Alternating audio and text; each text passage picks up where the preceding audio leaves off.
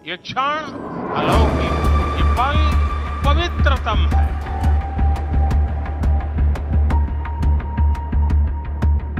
अयोध्या हुई हमारी है, अब मथुरा की बारी है। जिनने कहा था कि आप यहाँ देश में रहिए।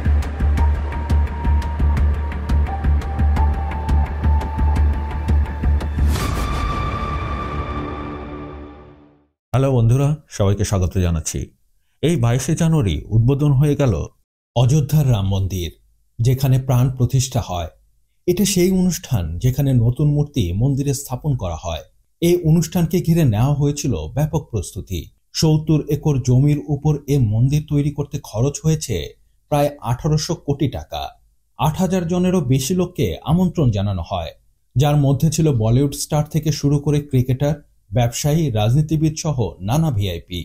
মন্দিরের উদ্বোধন ঘিরে ভারতের সপ্তাহ জুড়ে ছিল উৎসবের আমেজ, বিশেষ করে সরকারের পালতু গদি মিডিয়ায়। भर के भक्तों को उस वक्त का इंतजार है जब मंदिर में रामलला की प्राण प्रतिष्ठा की जाएगी। मेरा लघु पुष्पक अब मुझे लक्ष्मण किला लेकर आ चुका है। पाकिस्तान में भी जय श्री राम हो रहा है। He's only drinking coconut water for 11 days. खुद को 18 घंटे खपाया, तब जाकर मोदी ने राम को पाया।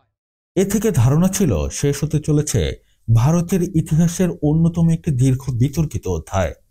কিন্তু এই বিতর্ক শেষ হবার পরিবর্তে তৈরি হয় নানা বিতর্ক, আর সেই সাথে একটি প্রশ্ন সামনে চলে আসে, ভারতে কি সত্যিই রামরাজ্য আসবে? ये पल पवित्रतम है।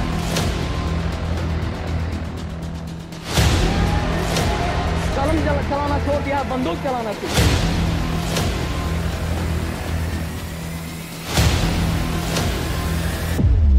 अगर इंसान ही नहीं रहेगा, इंसान नहीं रहेगा, मंदिर में घंटी कौन बजाएगा?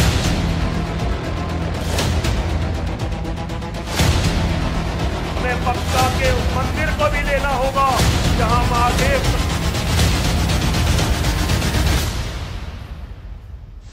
हम में से ही कुछ अज्ञानी लोग अपने तीर और तलवार का प्रयोग करते हैं अपने ही साथी जीवों पर। রাম মন্দিরের নির্মাণ ৩ ধাপে করা হয়। প্রথম পর্যায়ে হয় নিচতলার কাজ। এ তলাতেই আছে গর্ভগৃহ, যেখানে রামের মূর্তি স্থাপন করা হয়। মন্দিরের দ্বিতীয় ধাপে ৩৬০টি পিলারের ইনগ্রেভিং করা হবে, যা শেষ হবে ২০২৪ সালের ডিসেম্বরে।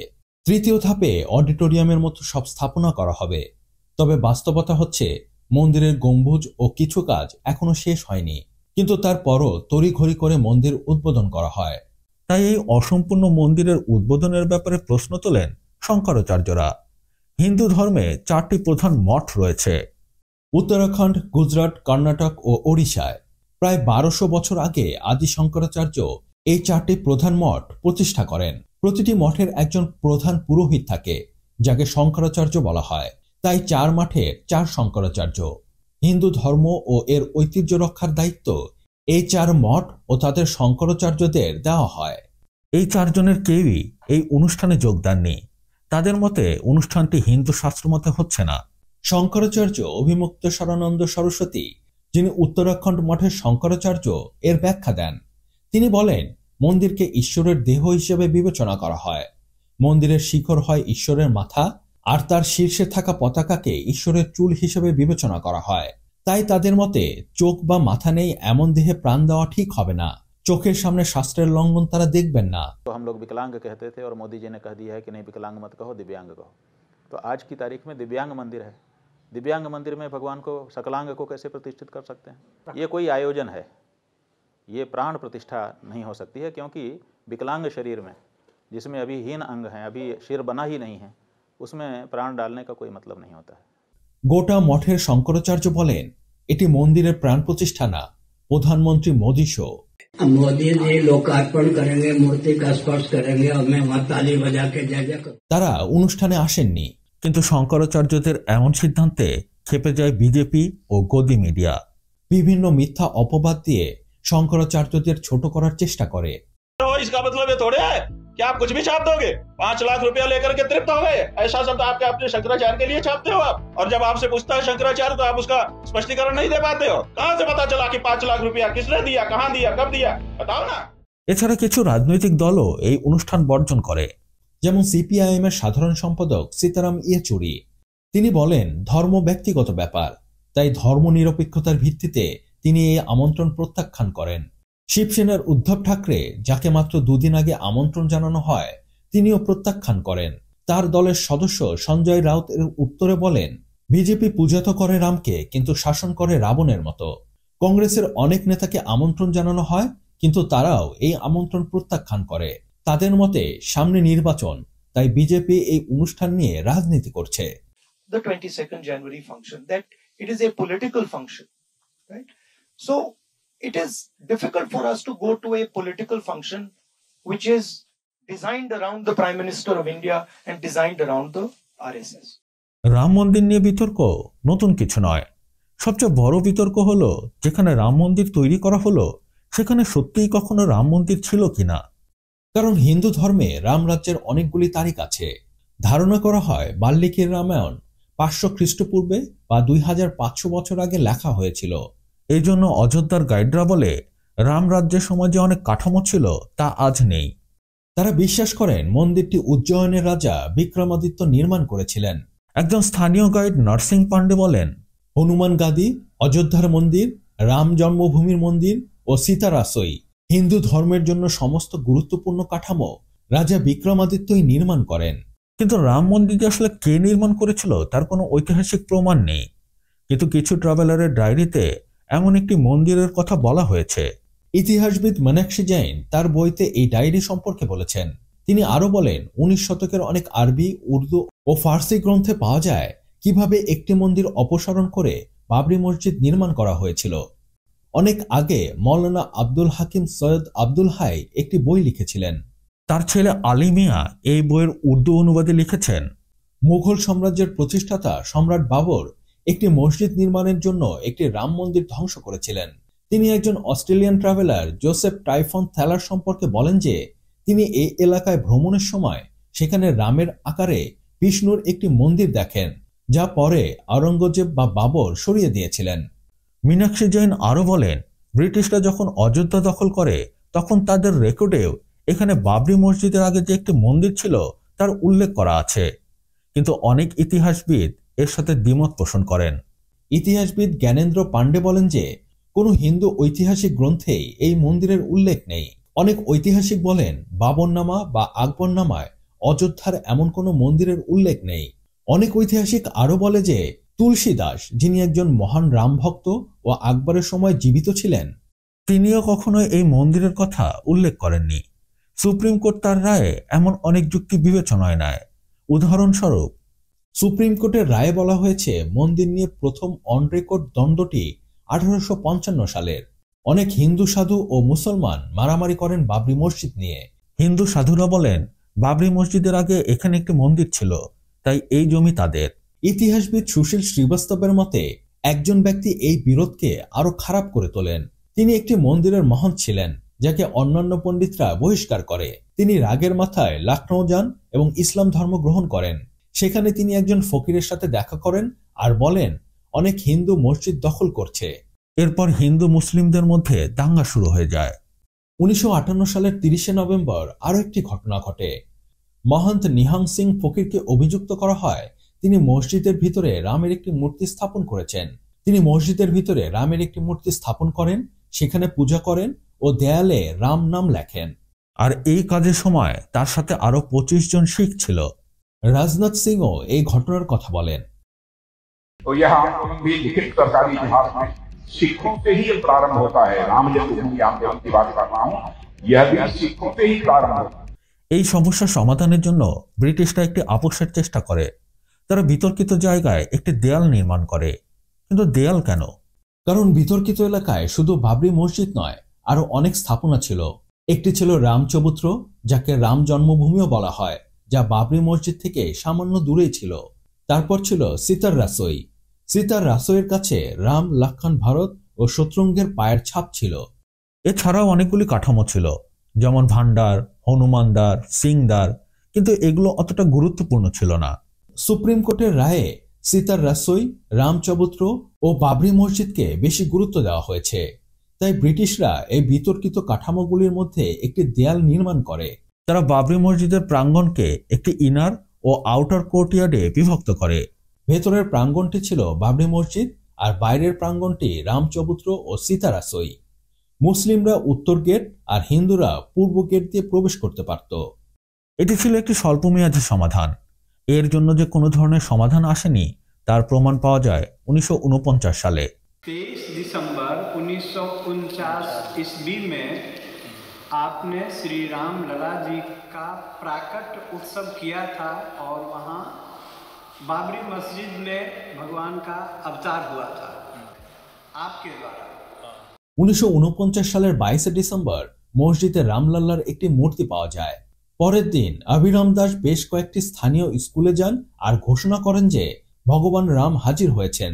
রামকে দেখতে বহু মানুষ ভিড় করতে থাকে, কিন্তু অভিরাম দাসকে অভিযুক্ত করা হয় যে সে নিজে মূর্তিটি মসজিদের ভিতরে রাখে।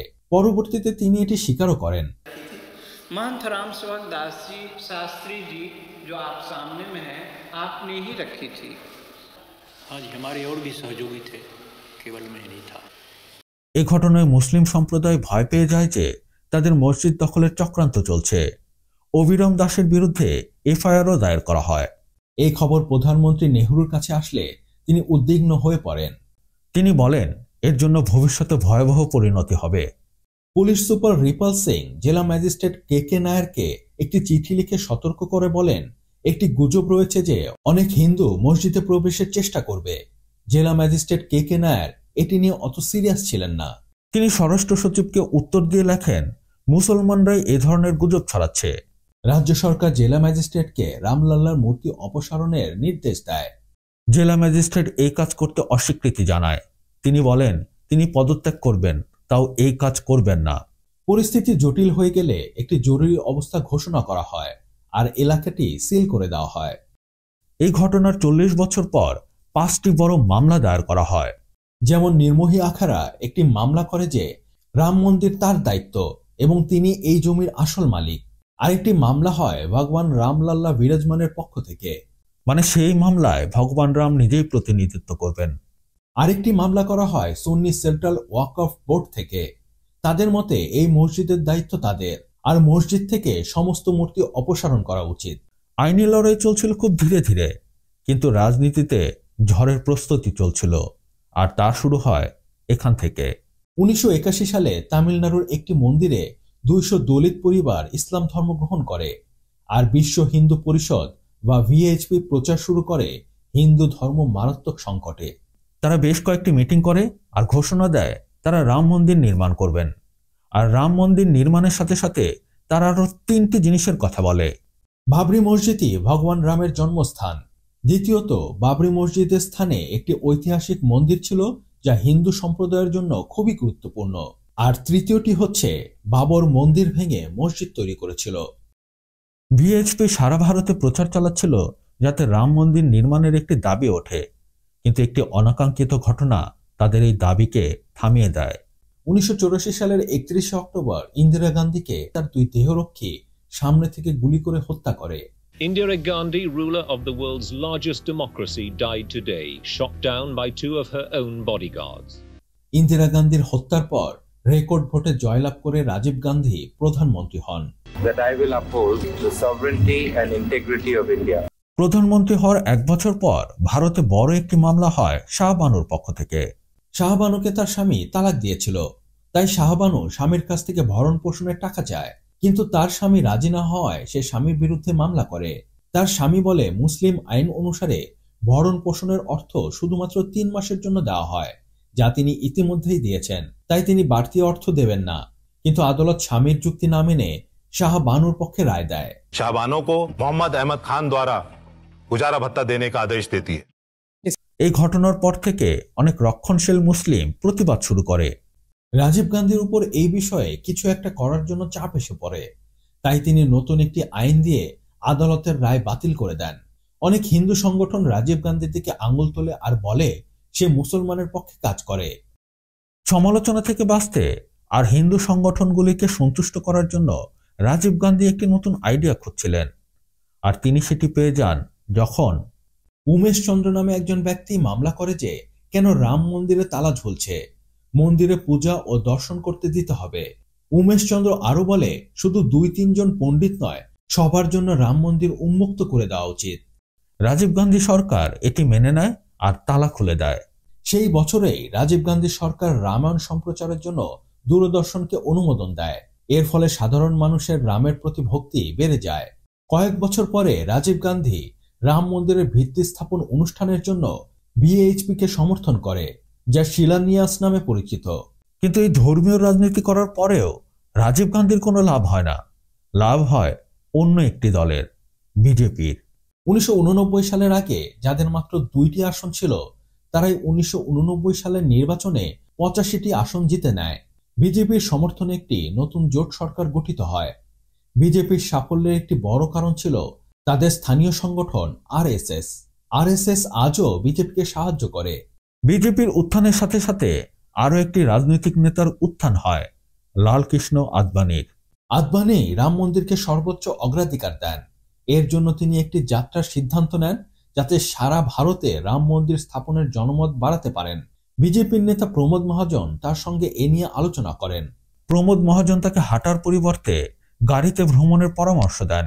সিদ্ধান্ত হয় যাত্রা শুরু হবে সোমনাথ থেকে আর শেষ হবে অযোধ্যায়। এটি রথযাত্রা নামেও পরিচিত। এই যাত্রায় অনেক হিংসাত্মক ভাষণ দেওয়া হয়, মুসলমানের বিরুদ্ধে নানা কুৎসা রটানো হয়, দেশে একটি ঘৃণার পরিবেশ তৈরি করে উত্তপ্ত করে ফেলা হয়। आपसे तो इतनी आशा है, बीच में मत पड़ो, रास्ते में मत आओ, क्योंकि ये जो रथ है लोक रथ है, जनता का रथ है, जो सोमनाथ से चला है और जिसने मन में संकल्प किया हुआ है कि 30 अक्टूबर को वहां पर पहुंच करके कार सेवा करेंगे और मंदिर वहीं बनाएंगे। রথযাত্রার 2 মাসে শতাধিক দাঙ্গা হয়, 5 শতাধিক মানুষ নিহত হয়। লালকৃষ্ণ আদবানির যাত্রা সম্পূর্ণ হয় না। लालू प्रसाद यादव ताके बिहारे गिरफ्तार करे। देश हित में अगर इंसान ही नहीं रहेगा, इंसान नहीं रहेगा, तो मंदिर में घंटी कौन बजाएगा या कौन बजाएगा? जब इंसानियत पर खतरा हो, इंसान नहीं रहेगा, तो मस्जिद में इबादत कौन देने जाएगा? এই গ্রেপ্তারের প্রতিবাদে বিজেপি সরকারের উপর থেকে তাদের সমর্থন উঠিয়ে নেয় আর সরকার পতন হয়ে যায়। নতুন প্রধানমন্ত্রী হন পিভি নরসিম্হা রাও। আর অন্যদিকে উত্তরপ্রদেশে বিজেপি সরকার গঠিত হয়। বিজেপি এই ফলাফল তুলে ধরে দেখায় উত্তরপ্রদেশের মানুষ রাম মন্দির চায়। 1992 সালের ফেব্রুয়ারিতে আরএসএস, বিজেপি, বিএইচপি ও বজরং দল একটি মিটিং করে। এই মিটিং সম্পর্কে গোয়েন্দা অফিসার মলয় কৃষ্ণধর বলেন, 6 ডিসেম্বর বাবরি মসজিদ ভাঙার পরিকল্পনা হচ্ছে। তিনি এই মিটিং এর একটি অডিও রেকর্ড করেন আর তা ঊর্ধ্বতন কর্তৃপক্ষকে দেন, কিন্তু কিছুই হয় না। আর এর জন্য তিনি দোষ দেন প্রধানমন্ত্রী পিভি নরসিম্হা রাওয়ের উপর। তিনি এই ঘটনা তার বই ইন্ডিয়া ইন্টেলিজেন্সে উল্লেখ করেন। পরবর্তীতে তিনি এক সাক্ষাৎকারেও এই ঘটনার বিবরণ দেন। 1992 সালের 24শে মার্চ কল্যাণ সিং প্রকাশ্যে ঘোষণা দেন যে কোনো মূল্যে মন্দির হবে। 7 জুলাই ভিএইচপি ঘোষণা দেয় মন্দির তৈরির ব্যাপারে আদালতের নিষেধাজ্ঞা আছে, কিন্তু মসজিদ ভাঙার ব্যাপারে কিছু বলা নেই, তাই মসজিদ ভাঙা যাবে। এর ফলে দেশে একটি উত্তপ্ত পরিস্থিতির সৃষ্টি হয়। 24 সেপ্টেম্বর ভিএইচপি সরকারকে বলে যে করেই হোক মন্দির তৈরির অনুমতি দিতে হবে, নইলে তারা ব্যবস্থা নেবে। প্রধানমন্ত্রী নরসিম্হা রাও চিন্তিত ছিলেন যে এর ফলে একটি ভয়াবহ পরিবেশ তৈরি হবে, তাই তিনি সমঝোতা ও বিরোধ নিষ্পত্তির জন্য 3 মাসের সময় চান, কিন্তু এই 3 মাসে কিছুই হয় না। 1992 সালের 29 ও 30 অক্টোবর দিল্লিতে ধর্ম সংসদের মিটিং হয়। সেখানে সিদ্ধান্ত হয় 6 ডিসেম্বর তারা অযোধ্যায় যাবে আর সবাই রাম চুবুত্রয় এক মুঠো করে মাটি দেবে আর ভজন কীর্তন করবে। এর ফলে দেশে আবার আতঙ্কের সৃষ্টি হয়, তাই সরকার এই অনুষ্ঠান বাতিলের চেষ্টা করে। কিন্তু উত্তরপ্রদেশের মুখ্যমন্ত্রী আদালতকে আশ্বস্ত করে যে কিছুই হবে না। কিন্তু প্রধানমন্ত্রী কল্যাণ সিং করেন উল্টো।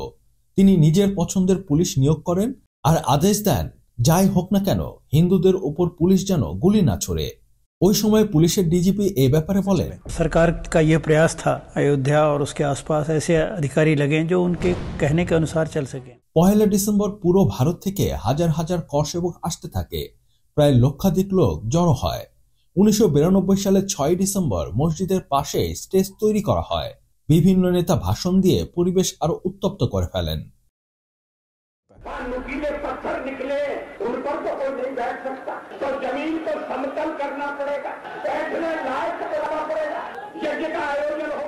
আর যে ভয় ছিল তাই হয়। কিন্তু 1992 সালের 6 ডিসেম্বর সবকিছু নিয়ন্ত্রণের বাইরে চলে যায়।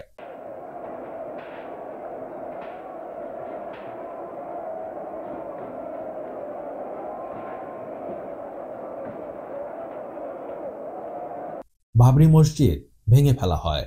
আর এর ফলে ভারত, পাকিস্তান, বাংলাদেশ সহ বিভিন্ন জায়গায় সাম্প্রদায়িক দাঙ্গা ছড়িয়ে পড়ে।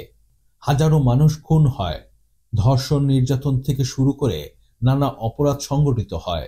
বাবরি মসজিদের দাঙ্গার জন্য উপমহাদেশে এমন আরো অনেক ঘটনা ঘটে যা এর ভবিষ্যৎ পাল্টে দেয়।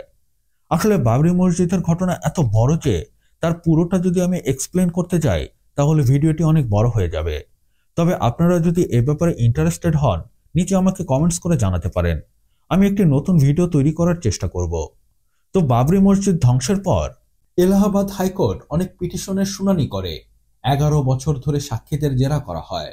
2002 সালে গোধরা ট্রেনের দুর্ঘটনায় অনেক কর পরিষেবক মারা যায়, যার ফলে গুজরাট দাঙ্গা হয়।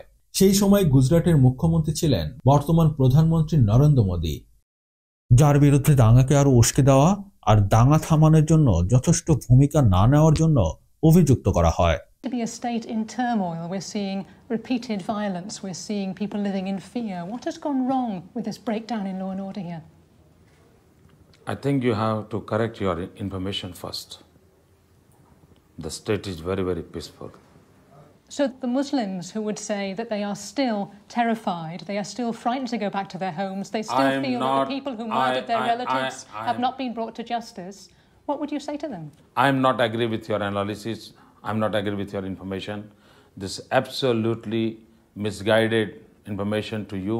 From where you have picked up this type of garbage, I do not know.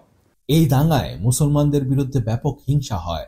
অনেক নৃশংস হত্যা ও ধর্ষণের পাশাপাশি ব্যাপক লুটপাট ও সম্পত্তি ধ্বংসের ঘটনা ঘটে। সরকারি পরিসংখ্যান অনুযায়ী 1044 জন নিহত, 223 জন নিখোঁজ ও 2500 জন আহত হয়। নিহতদের মধ্যে 790 জন মুসলিম ও 254 জন হিন্দু ছিল। ওই বছর high court archaeological survey of India বা ASI কে একটি দায়িত্ব দেয় বিতর্কিত বাবরি মসজিদের জায়গায় একটি বৈজ্ঞানিক সার্ভে করার জন্য।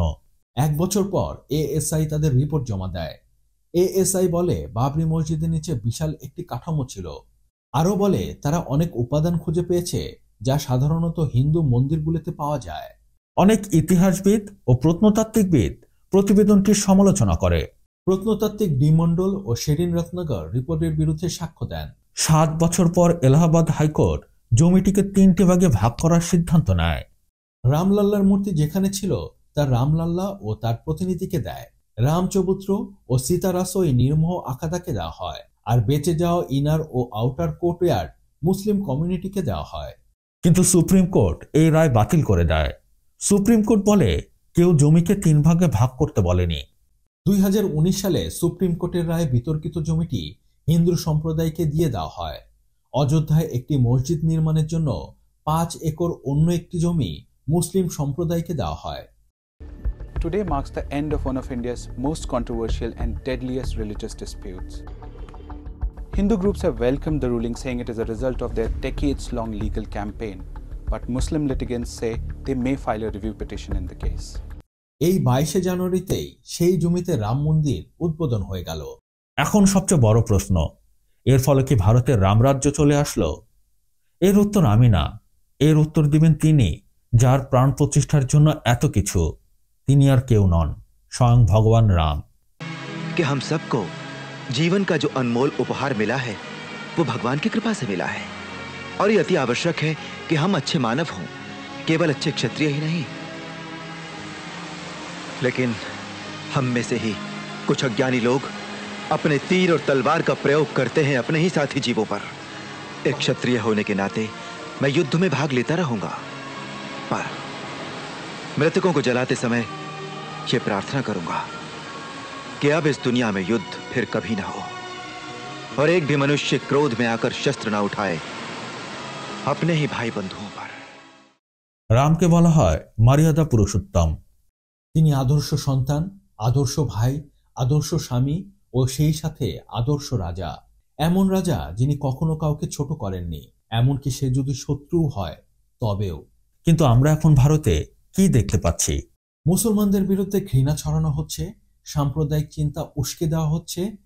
हम प्रशासन से FIR दर्ज नहीं करवाएंगे, बल्कि कम से कम 10 ऐसे लोगों की हत्या उससे करवाएंगे जो लोग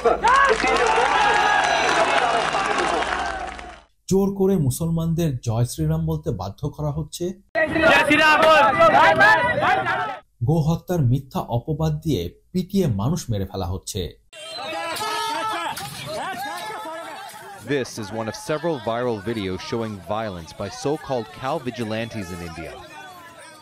জোর করে জমি দখল করে নেওয়া হচ্ছে। শুধু মুসলিম না, অন্য সব ধর্মের লোকেদের সাথেই এমন হচ্ছে।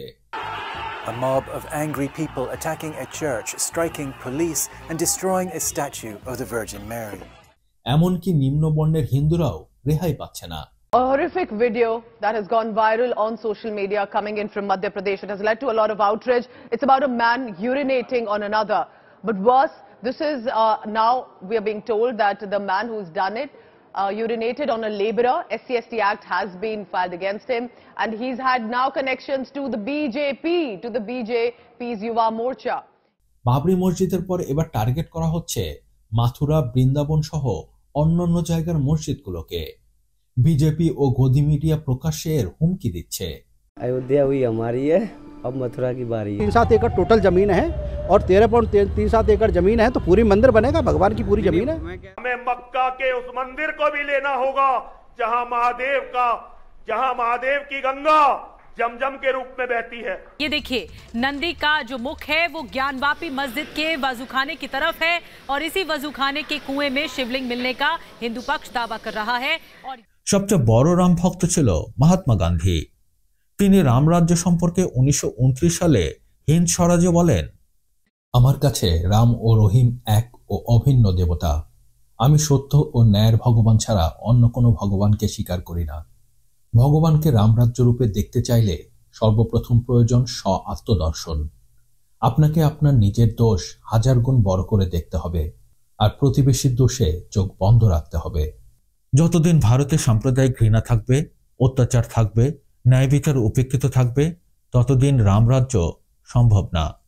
একজন সাধারণ মানুষ হিসাবে আমি ভারতীয়দের অভিনন্দন জানাই তাদের রাম মন্দিরের জন্য, আর সেই সাথে প্রার্থনা করি তারা যেন তাদের কাঙ্ক্ষিত রামরাজ্য পেয়ে যায়, যেখানে সব ধর্মের সম্প্রদায়ের মানুষ একসাথে সুখে শান্তিতে বসবাস করতে পারে।